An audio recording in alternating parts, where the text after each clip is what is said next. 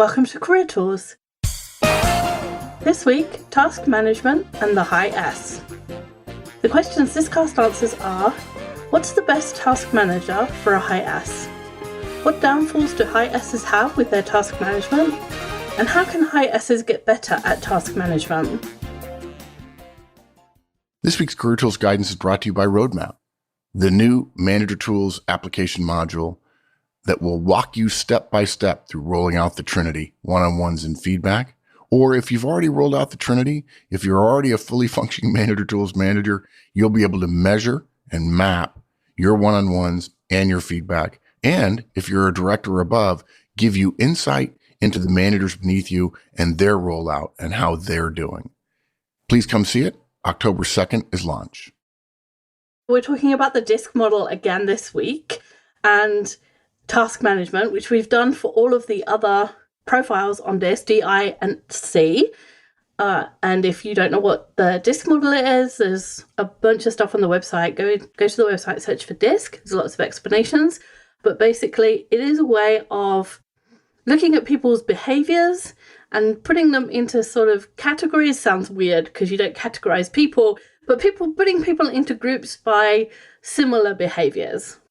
The high S's are the people on the team who are really concerned about the other people on the team. They're the kind of people who say, "Are you okay?"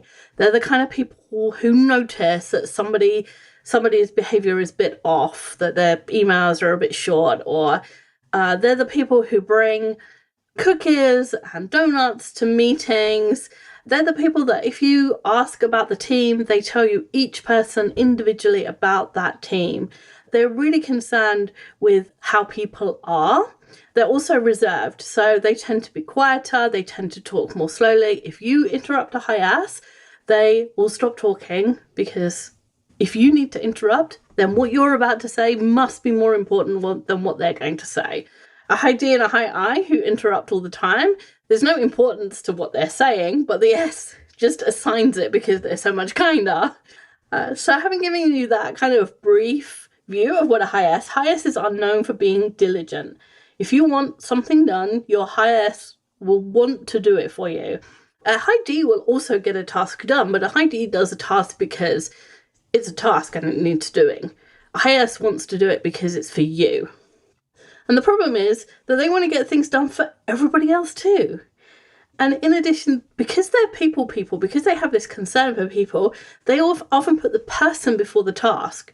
So if they have a list of tasks and somebody in the team is upset, or somebody is struggling with their work, or somebody just needs to blow off some steam, the high S will put off their tasks to listen to the person. And because that's the way they see the importance in the world, that the person needs to be listened to, needs to be heard, needs to be helped. And that can mean that their tasks don't get done. And that's, that makes them upset. And yet they're still doing what they want to do. For all of the profiles, there are ways that we get in our own way. And that's the way the high S gets in their own way. So Sarah, what are we going to cover today to help these high S's out? We're going to start with keeping one task list. Then only you can add to it. Always go back to the list, and learning to say no. We'll start with keep one task list. Right. High S's, they naturally have a focus on people, right, as you said. And that can mean that they end up with multiple to-do lists, right? Because if the person's important, then there's a to-do list for each of those people. So there's the to-do list that contains tasks they need to do for their boss. Then there's another task list that contains things that they need to do for a peer or coworker. There's another task list for a different coworker or a different peer. Maybe a task list, things they need to do for a customer. Task list that contains things for a different customer. Do you get the picture? A task list for everybody. If the people are important, then we need to organize by people, not by task. Right. And each person in the high S's orbit is important to them. Unlike high D's, for example, we always end up contrasting people when we're talking about DISC with their opposites. So high S is people-focused and reserved. A high D is task-focused and assertive. So that's why we're going to end up contrasting those two a lot. So a high D people are important to them, but they're important by rank. So my boss is more important than my peers. My boss's boss is more important than my boss, and so on. For a high S, everybody has equal importance. And so a high D doesn't have any problem saying, I'm not going to do those tasks that I need to do for my peer, I'm going to do the ones for my boss first. A high S has a problem with that because all those people are equal. And so because each person is important, all the tasks have equal importance. And that can lead them to paralysis, because if everything's important, where do you start? And the answer is probably, for a high S, the last person who spoke to you, or the person who is making the most noise. Because if they're making the most noise, then they must be the most worried about the task, or they must need it done the most. And a high I and a high D are just making noise because they want their task done. Actually, the amount of noise they're making has no relevance to the importance of any one task. Yeah, exactly. None whatsoever. And even high S's, they know that it feels right to put individuals first. It's not the most productive way to work. Tasks, they do different importance, and having one list will absolutely help with that. That way, you can see all the tasks together on one list, and it's easier to prioritize them. It just becomes more obvious which ones are important or more important and which ones are less so. Yeah. And unfortunately, you are going to have to disappoint people. One common complaint from directs is, my boss wants me to do X and I already have too much work to do. Any kind of direct will complain that. My boss wants more. My boss gave me 4 things to do this morning and I already have a deadline I'm struggling to meet. And a high S will try and make it work, but it's sometimes just not possible to get everything done. We're not superhuman. There is a limit to how much any of us can get done. And usually the guidance is, show your boss what you have to do and ask what has the most priority. We actually have casts about having these conversations with your boss. If you look up priority management, you'll find them. And if you want your boss to help prioritize what you need to do, then you have to have one list with everything on it. Otherwise, the boss is going to help you prioritize, and then later you're going to find this other list from someone else, from a customer, and suddenly that conversation you've had isn't an easy conversation, because really directs should be able to manage their own work. And if you're asking your boss how to manage the work that you have, there's a little bit of tension there in the conversation of, I'm not coping, is not really a nice thing to have to admit. And so if you've had that conversation as IS and then you find another customer list and now you don't know what, and you're going to have it again, no, you don't want that. Yeah, you don't want that. And you can also preempt the situation by getting your goals from your boss. And we have costs on that as well. If you're struggling with this situation, knowing what your boss's goals are and what their goals are for you can help you prioritize your own work. Absolutely. So then the next piece of this is, once you've got that list, keep in mind you got one solid list. Now only you get to add to it. Only you, the high S, get to add items to your list. Other people try to add tasks to your list all the time, right? They try to add tasks to all of our lists. So you're in a meeting and your peer says, for example, oh, hey, Wendy, you can do that. You can do that, right? Yeah. Or you get an email that's addressed to multiple people, right? Just a random list with multiple tasks on it, and no one steps up to take the task. So the high S, right? You're the one that ends up volunteering to do it. If no one else is going to, someone's got to, I'll do it. Mm-hmm. And there's a little bit of, if the boss sends out a list to the whole team and says, please will someone do this? The high D is like, yeah, well, I haven't got time. I've got more important things to do, right? The high I is just going to forget it because, they're not very organized and they, that squirrel, something else will have attracted them. The high C puts it on their list, but it's on number 153. And so they're never going to get to it. And a high S is like, well, if the boss needs this done, and I care about what the boss needs and what the boss wants, then I'm going to do it. And so, by virtue of almost by everybody else stepping backwards, the high S ends up stepping forward. Right? Even if they're not the best person to do it, even if it will take them twice as long as someone else on a team, they want to help, so they volunteer to do it. That's a really good point. Yeah, keep that in mind.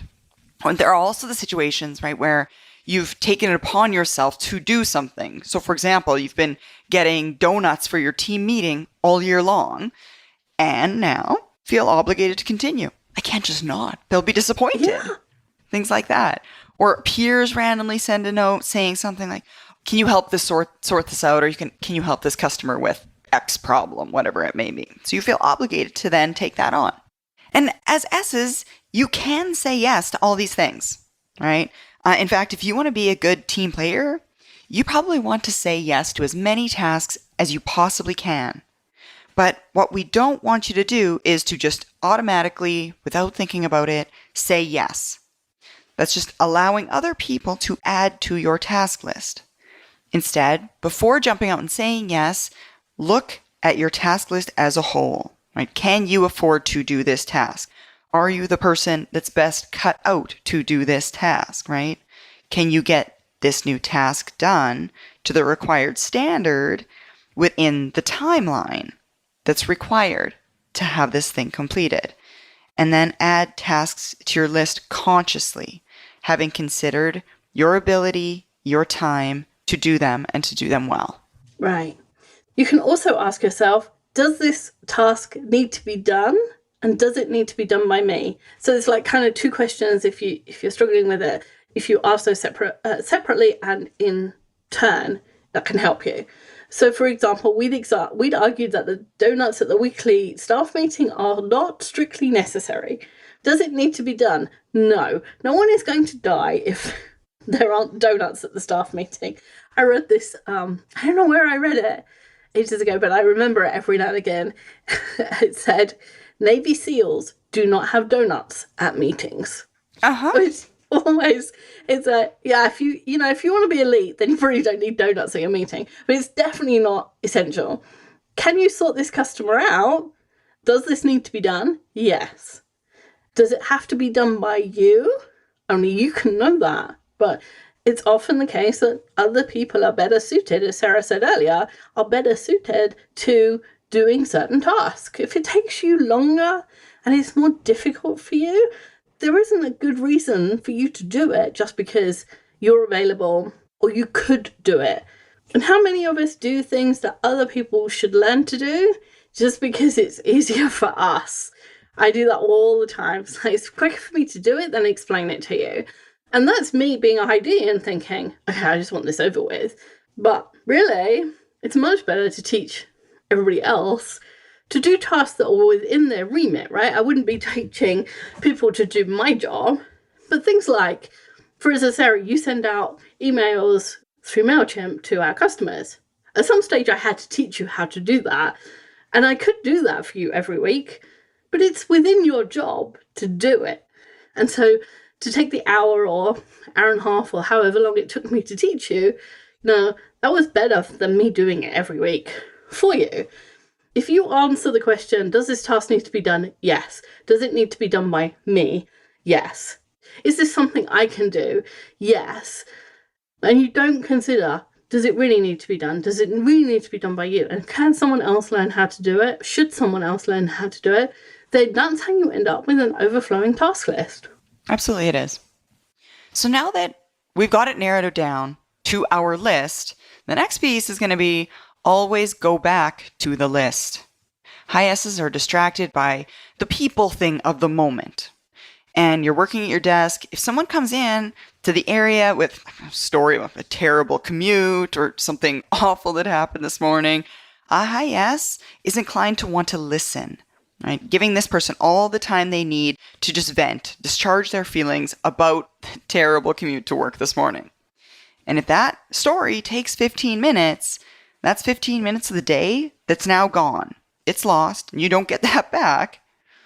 Now, again, we're not saying never do this. A robot is not what we're looking for, right? Someone who's hard-hearted, a high D who doesn't listen. We need the S's team skills in our teams, right? That people person, that individual, the den mother to take care of us. Just consider if you stop for 15 minutes with every single person who comes into your area every day who's got a story to tell you, how much time are you losing every day? And is that impacting the amount of time you spend doing the job that you're actually paid to do? you have a responsibility to spend the company's assets wisely. And part of their assets is the time that you're there working. If you're spending, this sounds really harsh, if you're spending time indulging your wants, then it's not necessarily in the company's interests. And a Heidi would always tell you you're indulging your feelings, and Heidi never doesn't have feelings, so that's why I can say that.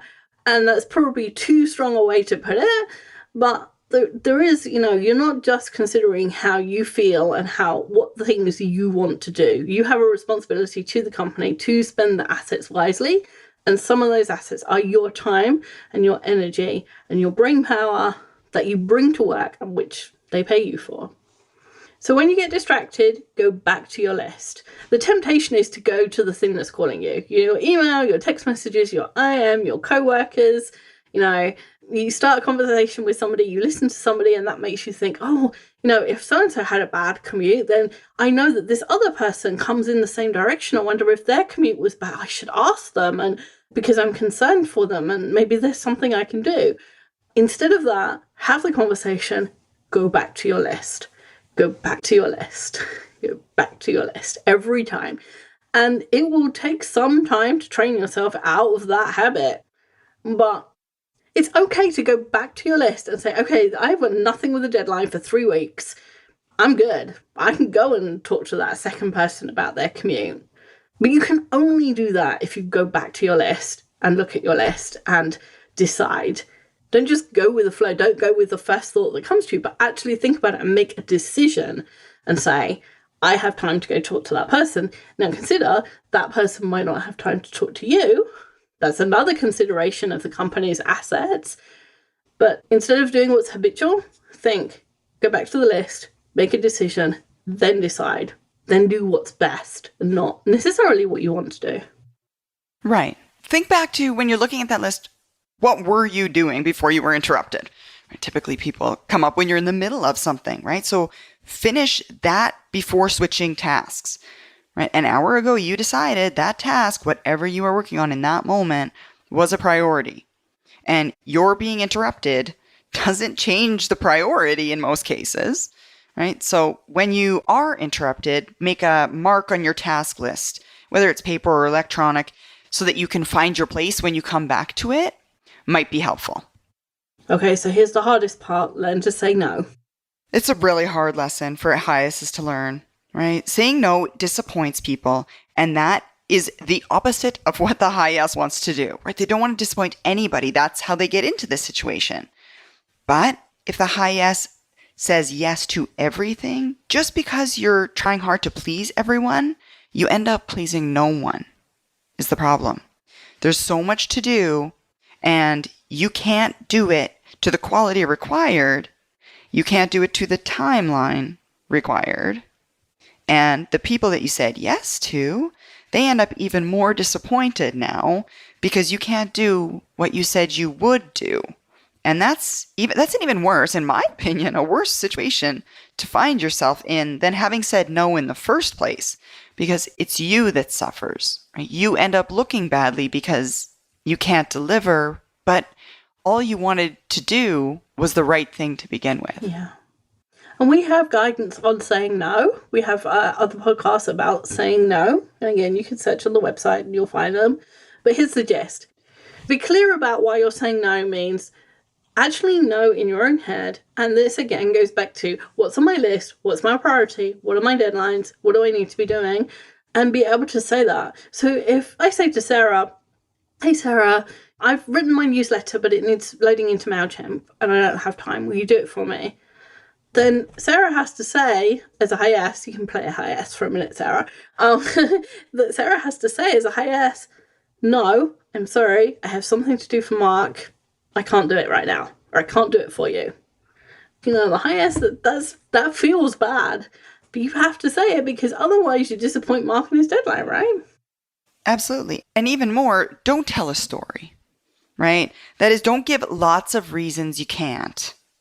Just one sentence is sufficient. It stops the person from asking and being able to latch on to a piece of the story. Oh, well, but, right? Yeah, oh, I know Mark's going to be out of the office, so it doesn't matter. right? He's not going to know you haven't done it till Monday. Exactly. And then we latch on to those things. Trust me, take it from somebody who does this all the time. And it makes it seem like you're making up excuses, and you're not. You're not. Reasonable responses are reasonable. That is, it's reasonable that you sometimes have to say, I can't take any more on. And we all understand that. So don't think that you should be able to take everything on. A professional knows how much they can do, and it's reasonable for you to sometimes set limits on what you're able to take. Exactly. High S's add to their own task list whenever anyone asks them to do something, and then they let other people add to their task lists. When someone needs them in the moment, they switch to that. Unlike some other styles that could do with loosening the reins that they have on their task list, High S's could do with sticking more carefully to it. High S's are the ones for whom the instruction in the airplane safety briefing, please put your oxygen mask on first before trying to help anyone else, is written. Right? That piece of the instructions is specially for you, High S's. The High D's don't care. They're like, I want my oxygen first. The High C's know the rules and they have to put their thing on first. The High I's are like, yay, it's yellow. But the High S's are like, does everybody else on the aeroplane have their oxygen? Is there anybody who's struggling with it? Do I need to help someone?